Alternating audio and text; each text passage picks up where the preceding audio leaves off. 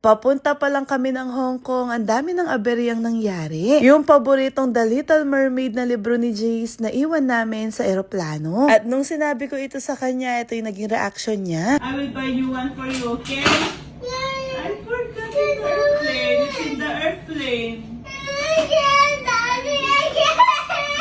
I forgot. Daddy and mommy forgot. Ibay na lang, okay? Ibay Little Mermaid na lang.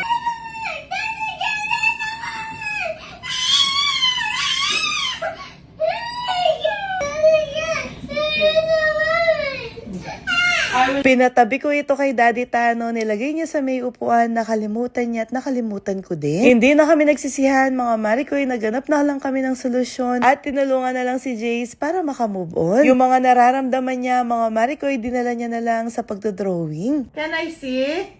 Are you done? Like this one. What's that? Little Mermaid. Sabi niya sa akin, gagawa daw siya ng book. Akala ko sinulat niya lang yung title na The Little Mermaid. Wow, what's that? It's a mermaid! Kakaling na! Little Mermaid.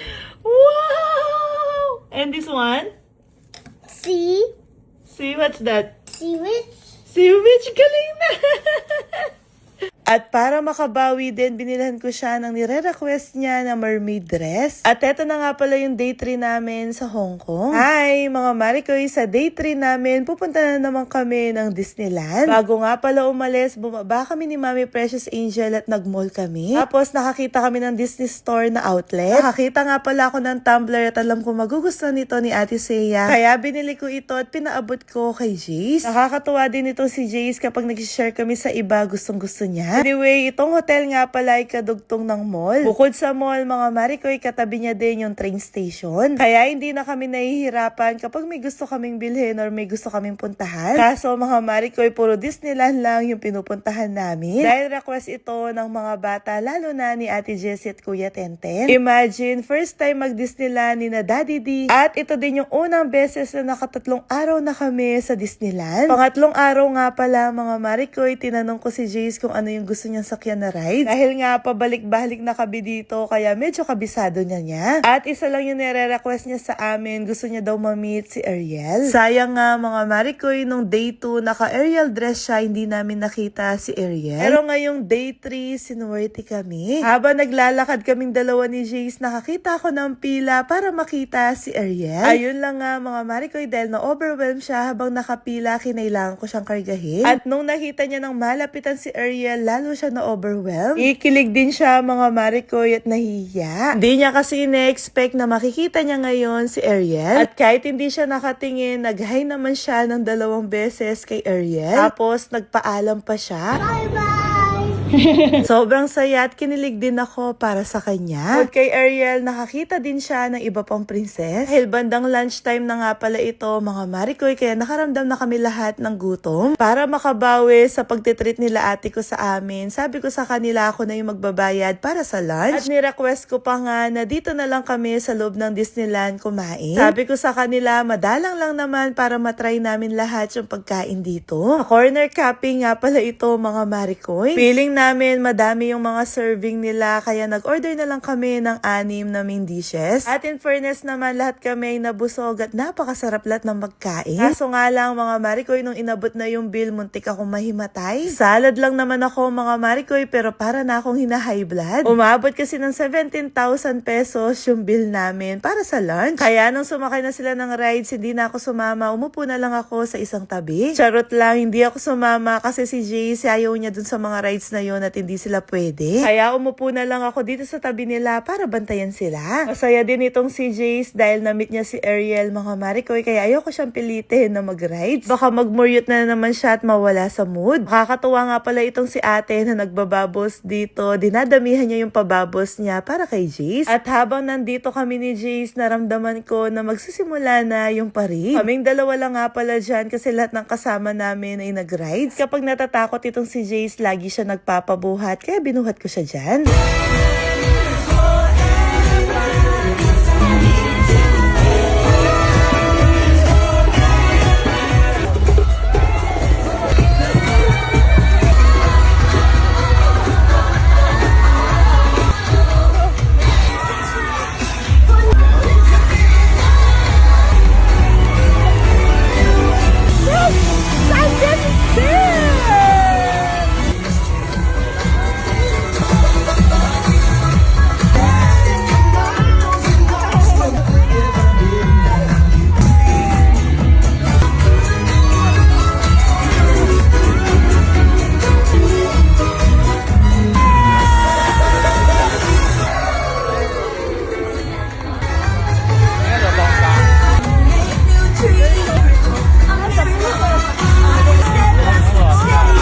Tapos biglang dumating nga pala si Daddy Tano at kinuha niya sa akin si Jace.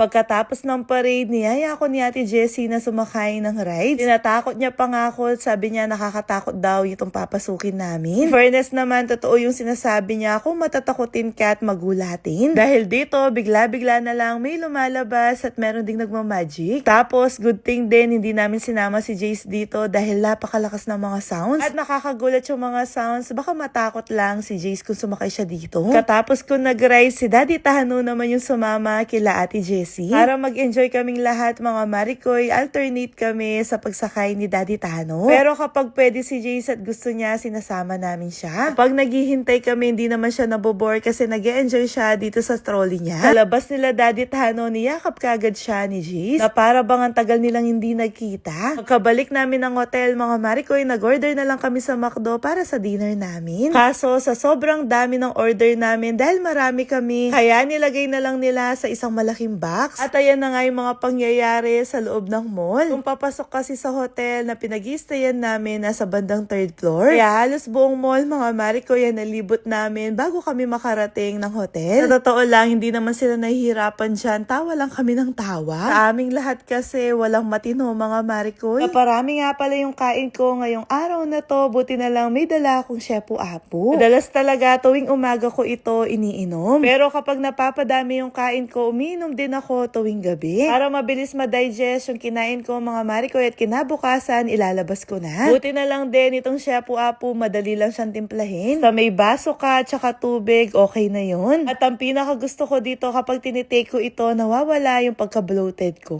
Tok tok tok tok tok tok tok tok. Again.